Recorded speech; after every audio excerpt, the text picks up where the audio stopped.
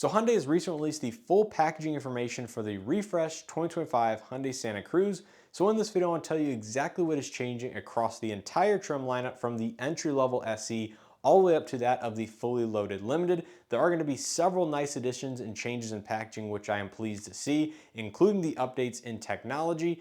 Now, unfortunately, I don't have the exact pricing information for the 25 Santa Cruz quite yet, but I fully expect that to be released here in the coming days, if not just a week or two from now. So make sure you guys stay tuned here on this video. I will go ahead and link the pricing information down in the comment section below once I have that information to provide for you guys.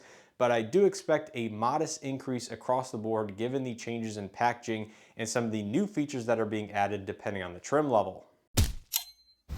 Now, as usual, I do want to put a disclaimer out there and that I created a list of differences using the spec sheet provided from Hyundai on the Hyundai Media website. So if you believe anything is incorrect or just need additional clarification, feel free to leave a comment down in the comment section and I will do my best to answer them. But anyways, diving right into the refreshed Santa Cruz, it's going to be a very mild facelift on the exterior where the front of the vehicle gets the most changes with a new grille, new lighting layout, new bumper design and tweaks to areas like that. So if you like the pre-facelift Santa Cruz, you're very likely going to like the exterior of the post-facelift one. Now on the inside, it gets an entirely new dashboard layout with updated larger screens, new steering wheel, a new center console design with more physical hard touch buttons for the climate controls and everything like that. So I really do appreciate Hyundai listening to consumer feedback and changing some of the HVAC and radio multimedia controls to more physical buttons versus that of the touch capacitive type in the pre-facelift versions. But with all that information in mind for the general refresh, let's go ahead and dive into the trim levels in specific. Now the trim levels are all going to carry over except for the night edition for 2025. So it's going to be available in SE, SEL, SEL Activity, XRT, and Limited. Night edition, unfortunately, is no longer available. Now moving into the SE, it's going to gain quite a lot of nice equipment versus that of the outgoing one. So starting out, it's going to get the 12.3-inch infotainment system CCNC Lite, which includes wireless Android Auto and Apple CarPlay, as well as over-the-air update capability, which is great to see. It also gets Bluelink Plus, Sirius XM radio, front and rear USB-C charging ports, and proximity key entry with push button start, which also includes remote start on the key fob as well as via the Bluelink Plus app. So that's going to be great to see as the additional standard equipment on the base entry-level Santa Cruz, and is likely why we will see a modest increase in terms of its price point. Now, in terms of the features that is losing on that base model SE, I was unable to find a single feature that is worse off or not available on the 2025 that was previously available. So great to see those updates for the entry-level Santa Cruz. Now moving on to the SEL features gained, much like that of the base model, it's going to get the 12.3-inch infotainment system with the same wireless Android Auto, Apple CarPlay, and over-the-air software updates. The base SEL is now going to start off with the H-Tex leatherette seating surfaces. So if you were a fan of the cloth one in the previous pre-facelift version, you are now forced into an entry-level SE. If you do want the cloth seats, unfortunately, the rest of the lineup will either come with the H-Tex or the full leather in the case of the Limited. Now, the SEL also gets the rear AC vents with the USB-C charging ports as standard equipment, so great to see that. And then it also does get the overhead LED interior lighting for the map lights and overhead dome lights, where previously that was found on some of the higher trim levels. So great to see those additions for the base entry-level SE. And much like that of the SE, I did not find any features that are going away on the SEL. Now next, moving on to the SEL Activity Package.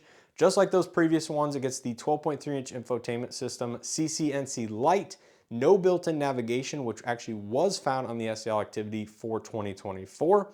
Gets the H-Tex leatherette seating surfaces, rear AC vents, as well as USB-C charging both front and back. And in terms of those features that are going away or no longer available on the SEL Activity Package, like I said, it's going to have to do with the built-in navigation as well as dynamic voice recognition, as those two features go hand in hand and are generally paired together. So a little bit of a downgrade there, but personally, I think with wireless Android Auto and Apple CarPlay, you really don't need the built-in navigation system all that much. Next, moving on to the XRT features gain. This is a trim level that gets quite a few upgrades versus that of the 2024 model. It gets the 12.3-inch infotainment system, the full CCNC with built-in navigation, which also includes wireless Android Auto, Apple CarPlay, and over-the-air software updates and map updates if you do have the Bluelink Plus app. It gets the nicer 12.3-inch fully digital cluster, which has a little bit more customization and overall just a little bit nicer aesthetic to it. Rear AC vents and rear USB-C charging ports. It gets Smart Cruise Control 2, which is the same system found on the upcoming 2025 Tucson, which may also include the emergency pullover function via the forward attention assist sensor mounted on the steering column. So I'm thinking that is going to be the case, given Hyundai did say that is coming to the Tucson, so I believe that will likely come to the Santa Cruz as well. This is the first trim level to feature the digital key to touch functionality. So this is actually the lesser digital key 2 function versus that of the Tucson, where it gets digital key 2.0 premium. Basically, the difference between the two is there's an additional sensor that uses either the ultra wideband or the Bluetooth low energy functionality. I'm not sure which one of those two.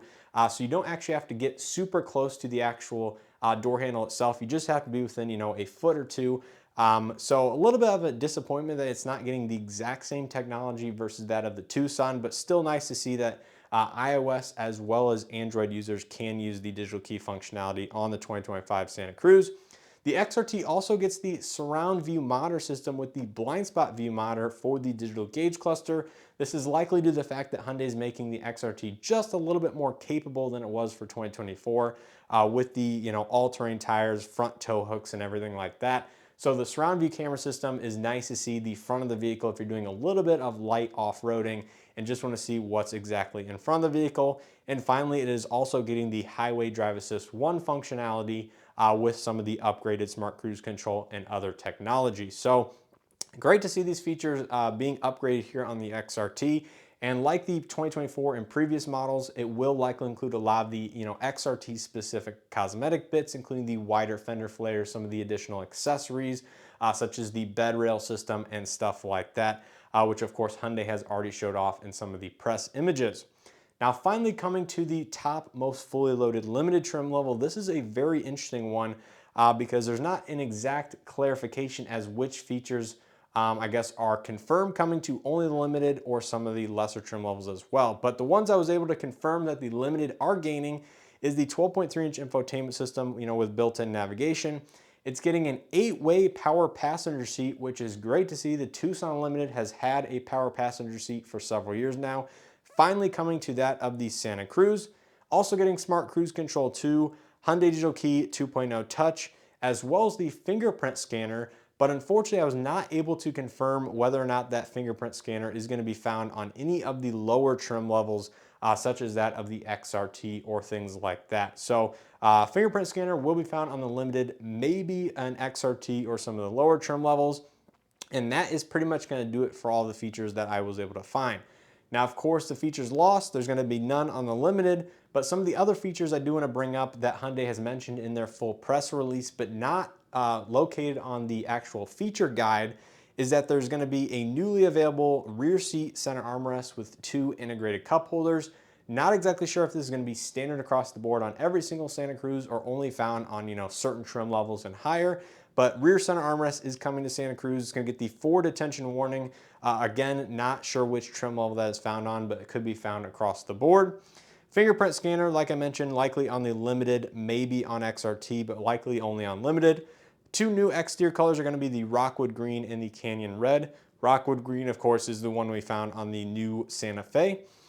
Medium gray interior seating surfaces, likely for the new H-Tex leatherette found on an expanded version of the trim levels, as well as a new dedicated tow haul mode on the 2.5 liter turbo engine in specific. So if you're doing a lot of towing, you will have a revised tow haul mode for the dry mode system, which is great to see. But yeah, that is pretty much all the information I have for the upcoming 2025 Santa Cruz changes at this time. Now, like I mentioned, I don't have the full pricing information, but make sure you guys stay tuned down in the description as well as the top comment if you want to see that when it is released. But I do expect, a modest increase across the board, given that Hyundai did make, the base SE more equipped and actually added a few features on that of the top limited, which honestly I wasn't expecting, but it is great to see and makes it more in line with that of the Tucson, which is the sister or platform vehicle based upon the same architecture. But anyways, I would say maybe a couple $100 on the low end, maybe a little bit over $1,000 on the high end, $1,500 on that limited, something like that. But overall, I would not expect major pricing changes given that this vehicle does sit in a fairly competitive segment in the compact pickup truck space with that of the Ford Maverick. But overall, I think the styling updates to the Santa Cruz look fantastic, gave it a nice bold design. I like the front recovery hooks on the XRT as well as the all-terrain tires and the surround view monitor system with some of the other updated technology. I think it makes it, much more competitive for the price point that Hyundai is actually charging for these vehicles in the, low to some cases, pushing the mid $40,000 price range for a fully equipped limited all-wheel drive. But nonetheless, you guys will have to be the judge. Let me know your thoughts and comments down in the comment section below. Are you guys interested in the upcoming Santa Cruz? Going to pick up a leftover 2024 due to some of the changes that are coming for 2025? Or are you going to just wait it out and see what the 2025 looks like once it becomes available later this summer into the early fall? Leave all that down in the comment section below. As always, I appreciate the support here on the channel. If you guys enjoyed this video and or found it helpful, make sure to hit that like button below, subscribe if you haven't already, and consider becoming a channel member if you guys want access to videos a little bit earlier than the rest of the general viewers here on the channel. I really do support you guys becoming a channel member, plus you get a little bit of early access from a few days up, if not a little bit more than a week from my normal scheduled content. But anyways, I appreciate you guys just watching these videos and supporting the channel. As always, hope to see you guys in the next one.